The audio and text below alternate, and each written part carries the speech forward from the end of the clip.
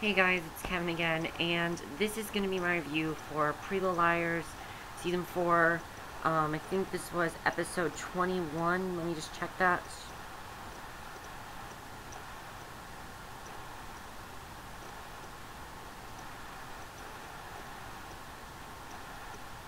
No, episode 22, Cover For Me. And this episode, mixed feelings about it. It wasn't necessarily like a terrible episode. It wasn't. It was a good episode. It was much better than the really bad ones from this season, because there have been some really bad ones this season. I will admit there have been some really boring ones. This one, however, I liked it, but there was some stuff that I felt was not necessary for this episode. There was some stuff that I did not like in this episode. I really liked Spencer's plot in this episode. I think her plot was definitely the strongest. And I want to talk about her plot first, because her plot was amazing in this episode. I really love where they're going with Spencer in this episode. And I was really happy with it. So let's just get to it. So we open with Spencer returning home after 3 days of detoxination and rehab. You know, she was sent to rehab. Her mom comes into her room, asks about her dirty laundry, and Spencer snaps on her. She apologizes and says that she will be irritable for a few days. And Spencer's mom offers to make her some food, but Spencer spaces out and has a flashback of her chasing Allie the night that she disappeared. She's pretty much haunted by this in this episode, you know. She's really not sure if she actually did this. She's very terrified. She does not know what is going to happen to her. And I really loved that in this episode. You know, she's pretty much just terrified. She doesn't know if it's true. She can never think of herself doing that sort of thing. And she can't comprehend that sort of thing. She just does not know if it's true or not. So Spencer barges downstairs, finds a stranger sitting in her room, and her mom introduces him as Dean. He is going to be staying at the Hastings house to counsel Spencer. Her mom tells Spencer that she can't go to school for a few weeks, lost her caller privileges, and here's the worst part. They take away her laptop and her phone, and that's just a little too far, I thought. I mean, definitely big punishment. That is a big punishment right there. She basically has nothing, no car, no school. She can't see anybody from school. Her phone's gone, her computer's gone. That is hell. Complete hell right there. She can't see anybody. She's basically secluded with this guy. She wanted to call Toby and let him know what was going on, but her mom said that she already called Toby, so her mom definitely knew what she was doing, and I was kind of upset when they took her phone. I'm like, seriously, is that really necessary? You didn't really need to take her phone. But you know what, I guess it's okay, I guess. I don't know.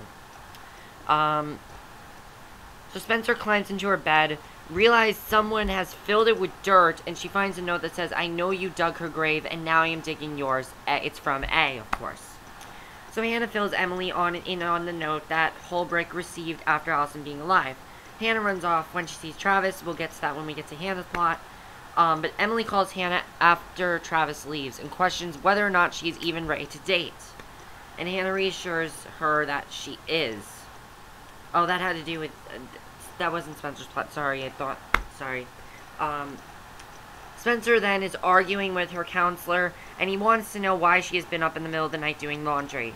And Spencer explains, her sheets were dirty. He says it's not normal for people going through withdrawal from ADHD meds to be up all night. They generally sleep a lot, and you know, they sleep a lot.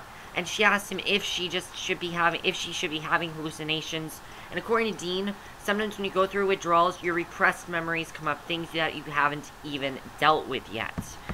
Which is interesting. I like this storyline that she's going in. Definitely it's going through a very interesting place, and I'm really enjoying Spencer's storyline a lot, definitely. So she and her mom are washing dishes, and Mrs Delaruntis knocks on the door. She asks Spencer's mom for her RSVP to her charity event. Veronica heads in the other room to get it. Asks to Allie's mom for her outburst. She apologizes to Allie's mom for her outburst and blames her on the bad reaction to over-the-counter flu medicine. But then she makes a comment about no mother should have to watch their child die in reference to her charity. And then Spencer says she should head upstairs to bed, and Allison's mom chimes, "There's nothing like a good night's sleep on clean sheets." So then Spencer and Dean, are jogging through a trail in the woods. passes a wheelbarrow with a shovel, and it has another flashback to the night that Allison disappeared. In her flashback, she's chasing Allison in the woods, and she goes to town on her with the shovel. Like, seriously, you never would have thought Spencer was this crazy. As we know, though, she did take these pills before, so it could be plausible. It could. It does make sense. However, I could never really see Spencer doing something like this.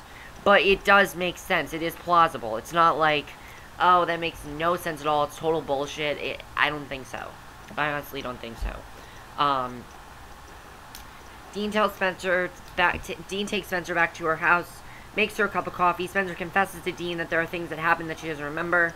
So she's using other people's memories to fill in the blanks. She still refuses to tell Dean what it is that she remembered. Dean tells her he's going to give her some space so she can read a letter, and hands her a letter from Toby. So, eventually, she looks at this letter from Toby, she hears a phone vibrating, and she breaks into her mom. And,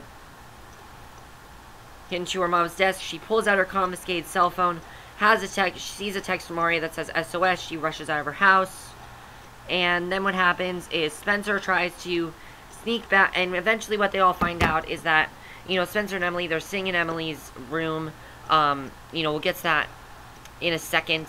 But, she tries to sneak back into her house. Her mom catches her. She demands that her mom tells her what happened to the summer Allison went missing, because she doesn't remember. Her mom tells her to consider it a blessing. Spencer heads upstairs and has another flashback of her, Mrs Delaruntis, walking up her behind while she is looking out the window. So that was Spencer's plot, and I thought Spencer's plot was very strong in this episode. Some really amazing scenes from, I can never pronounce her name, Troy and Bullisordo or something like that. I can never pronounce her name, but she really did some great performances here. She really is doing great this season, and I think she is the second best, the best actress on the show, in my opinion. Let's get to Aria. Gotta say, I was a little disappointed with Aria in this episode. I mean, you just broke up with Ezra. You just, like, why would you want to go after another guy? When I thought she was going to go somewhere to get away from it all, I thought it was going to be, like, a completely different person than I mean, it was someone we've never seen before, but I thought it was going to be someone like, you know, kind of like Spencer's plot, where it's, like, completely secluded and just completely far away from everyone else. She's actually partying at a frat house, pounding drinks and making out with a random guy, and I was just like, Aria, what the fuck is wrong with you? Seriously, it's stupid. I didn't like this plot at all. I didn't. I just, especially what happens from here, because Emily calls Aria to check on her, sitting in the park, hungover, at a college campus, tells Emily that she's in Sycharis for a campus tour, runs into the guy she was making out with the last night at the party. The frat boy invites Aria to ditch the tour and get breakfast with her, and she accepts his invite. So, she's laid up in a hotel room with the frat boy, and we basically find out that they had sex. You know, she realizes it's the afternoon, they've missed all the campus tours, and I'm just like, what? Why would you have sex with him? Yes, I know you're trying to get over Ezra. This is not the way to do it. This is not the way to do it. I thought they were going to make Aria this really cool, like, badass person, like last week, but they didn't do that in this episode. And I was very disappointed with that in this episode, because I really enjoyed that last week, and I wanted to see more of that in this, but we didn't really get to see that, and I wish we would have. So, I was kind of disappointed with her. She now goes to a pond. They sit on the deck chatting, getting to know each other. He confesses to her that he doesn't want to go to SU, want to go to Berkeley School of Music, so she came to SU to disappear for a little bit. Honestly, I like this guy. I think he's a nice guy. I get why she wanted to do what she did, but honestly, this plot could have been done in any episode. This was a completely throwaway plot, and we're not going to see this guy again, obviously, so they already confirmed we're not seeing this guy anymore, so what the hell was the point of it? I found this whole thing stupid with her. I didn't like it at all. She eventually, though, the most interesting thing, though, is that while this is happening, she then arrives on Ezra's doorstep, tells him she needs to leave town. She tells him he needs to leave town. She doesn't want to work things out with him. And by the way, Ezra's back in this episode. Ezra's back at the school. I'm thinking, what? Why are you back at the school? Are you trying to put a bigger target on yourself? Why are you back at the school? It doesn't make any sense to me. I just thought it was stupid, and I didn't understand why he was back at the school. Because Emily and Hannah, they go back to school. Emily reveals that she saw Ezra's car in the parking lot, and they realize that, you know, he's in the school. They see Mike and Mona arguing in the hallway. They are convinced that Ezra encouraged Mona to date Mike to spy on Aria. And, so what happens is, we see that they eventually, you know, confront Ezra, and I don't understand why Ezra would return. I found that stupid, honestly. I really did. Mona's backing out of the driveway, though. Emily's standing in the street waiting for her. Climbs into Mona's car, asks her why she was helping Ezra. Mona laughs, says she's surprised it took them so long to figure out he was writing a book. She says she didn't want to help Ezra, though. She wanted to stop him. Mona could still go to jail for some of her exploits. She made a deal with Ezra that if she gave him details, he would leave out the parts that she could get her arrested. And she never read the whole book, and she clearly has no idea that Allison is alive. And eventually, Ezra confesses to Aria that he returned his publisher's advance and pulled the plug on the book. And he hands Aria a copy of his completed manuscript and tells Aria that she should read it. He found some things that may help her.